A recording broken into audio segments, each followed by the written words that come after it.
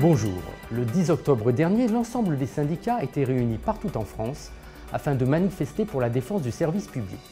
Simon-Pierre Policciardi, secrétaire national CFE-CGC en charge du secteur public, nous explique l'origine de ce malaise. Simon-Pierre Policciardi, bonjour. Pourquoi les fonctionnaires sont-ils en colère? Je vais vous dire pourquoi les fonctionnaires sont en colère. Près de 8 ans de gel du point d'indice salarial, 1,5 point de supplément de CSG sur les salaires, tout ça sans contrepartie. Forcément, les gens sont insatisfaits et c'est pour ça que le 10 octobre, la manifestation unitaire a rassemblé autant d'agents publics et c'est une satisfaction pour la CFE-CGC. Mais est-ce que le statut général des fonctionnaires est en danger? La CFE-CGC est très attachée au statut général des fonctionnaires. Elle le défendra coûte que coûte. Une autre préoccupation, c'est les près de 30% de contractuels agents publics, de droit privé ou de droit public, qui sont pour la plupart en situation de précarité. Alors que préconise la CFE-CGC pour éviter cette casse du service public? Beaucoup de choses à faire. Pour la CFE-CGC, par exemple, permettre à l'agent de retourner à ses tâches régaliennes, son travail de tous les jours, plutôt que d'être noyé sous un mode de fonctionnement administratif moyenâgeux. Et puis, pour les organisations syndicales, retourner à la table des négociations avec les autorités et trouver un consensus qui satisfasse tout le monde.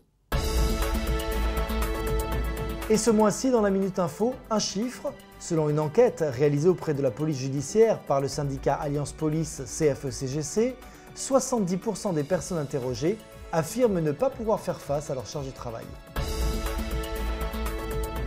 Police, enseignants, infirmiers, personnel administratif, le malaise touche toute la fonction publique. La recherche n'est pas épargnée. Pour nous en parler, on retrouve tout de suite Samir Bouzbouz. Samir Bouzbouz, bonjour.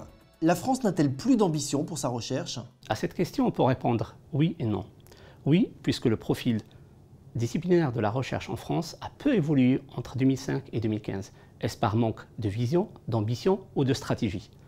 Alors on peut aussi répondre non, puisque la France, d'après les indicateurs, s'est maintenue au 7e rang en production de publications scientifiques, même s'il a perdu 1 ou 2 rangs depuis 2005.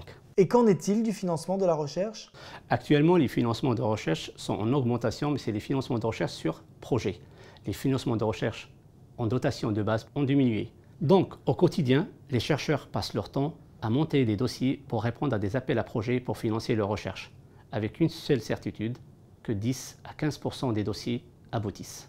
Mais que faut-il faire pour remédier à cette situation? Il faut une vision claire de la stratégie de recherche en France, avec un financement fort de l'État, sans oublier le financement du secteur privé qui doit apporter sa contribution en termes de création d'emplois et d'insertion professionnelle. Et pour conclure ce magazine, on retrouve Nathalie Makarski, présidente de la Fédération des services publics de la CFE-CGC. La Fédération des services publics CFE-CGC a été reçue le 16 octobre par le ministre M. Darmanin lors du rendez-vous salarial. À la sortie de ce rendez-vous, cela a été une déception totale pour la fédération que je représente. En effet, seule une compensation de la hausse de la CSG a été obtenue. Mais les autres sujets salariaux n'ont pas été abordés. Alors, restons mobilisés avec la Fédération des services publics CFE-CGC.